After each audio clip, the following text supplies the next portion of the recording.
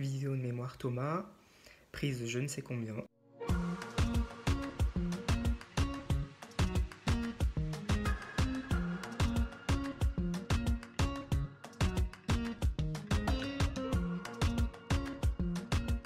Bonjour, je m'appelle Thomas, j'ai 24 ans, je suis en M2 de conduite projet culturel à Paris-Nanterre et je suis membre du pôle médiation du festival Les Marmites Artistiques pour la 16e édition qui s'intitule Pluriel.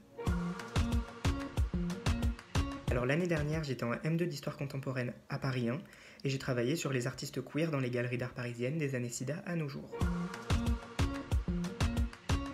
Je me suis rendu compte en fait que quand j'étais à l'école du Louvre pour préparer le concours de conservateur, finalement on abordait assez rarement les questions de classe, de race et de sexualité et de genre dans l'histoire de l'art, que ce soit dans les ouvrages généraux ou dans les expositions. Et en reprenant mes études en histoire pour faire un master recherche, j'avais très envie d'allier histoire de l'art et études de genre, et j'ai voulu aborder cette question-là d'un point de vue queer et LGBT. Alors à cause du confinement et de la crise du Covid, j'ai dû m'adapter, j'ai pas pu consulter toutes les archives que j'aurais dû voir, mais mes trois principaux outils, ça a été premièrement les catalogues d'exposition, parce qu'il faut savoir que les galeries, comme les musées, éditent des catalogues avec des avant-propos, des articles, une liste des œuvres.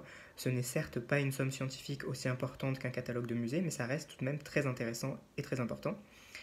Deuxième outil, ça a été la presse, aussi bien la presse nationale quotidienne comme Libération, Le Monde, Le Figaro, comme la presse spécialisée. Donc je pense à Art Press, Connaissance des Arts, Beaux-Arts Magazine. Le but c'était à la fois de travailler sur la réception des expositions sur lesquelles j'ai travaillé, mais aussi de savoir finalement ce que disait la presse des artistes en temps normal, entre les années 80 et aujourd'hui. Enfin, troisième outil, une bibliographie en art contemporain et en question de genre, notamment la question queer, avec les ouvrages de Judith Butler, F. Kozowski-Sedgwick, Monique Wittig, Sam Boursier, entre autres, mais aussi Renate Lorenz, Elisabeth Lebovici ou encore Isabelle Alfonsi. Conclusion, c'est qu'en fait, les artistes et les œuvres sur lesquelles j'ai travaillé sont qualifiés de queer de manière rétrospective. Autrement dit, la lignée que je tente de tracer, en m'inscrivant dans la continuité d'Isabelle Alfonsi, c'est une lignée qui n'est qu'une construction historiographique, elle n'a pas de réalité tangible. Mais elle permet quand même de mettre en avant des sujets marginaux, comme le genre, la sexualité, les personnes racisées. Et donc c'est ça l'intérêt finalement de faire une relecture queer de l'histoire de l'art, c'est de mettre en avant des sujets qui ne sont pas forcément dans les manuels ou dans les expositions. Deuxième conclusion, c'est que les galeristes peuvent avoir tendance à invisibiliser les questions de genre, de sexualité, de classe, de race dans leurs expositions. Mais ça dépend de l'artiste, ça dépend de l'époque et ça dépend du galeriste. Et puis ça dépend également déjà du discours de l'histoire de l'art qui a pu être porté sur cet artiste-là.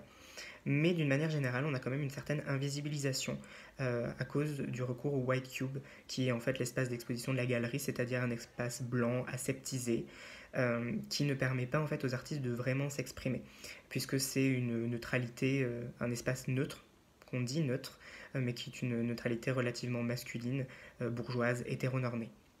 Enfin, troisième conclusion, le thème le plus récurrent chez ces artistes-là, c'est le sida, puisque la plupart des artistes sur lesquels j'ai travaillé sont très très actifs dans les années 80 et 90, comme Nan Goldin, Jenny Holzer, Robert Mapplethorpe, Keith Haring, etc. Autre sujet, c'est les questions LGBT. Donc ça va être la représentation des homosexualités, la transidentité, un gros travail sur le corps, sur la nudité, sur le sexe, sur l'autoportrait, et puis des références assez récurrentes à l'histoire de l'art, et notamment à la religion chrétienne.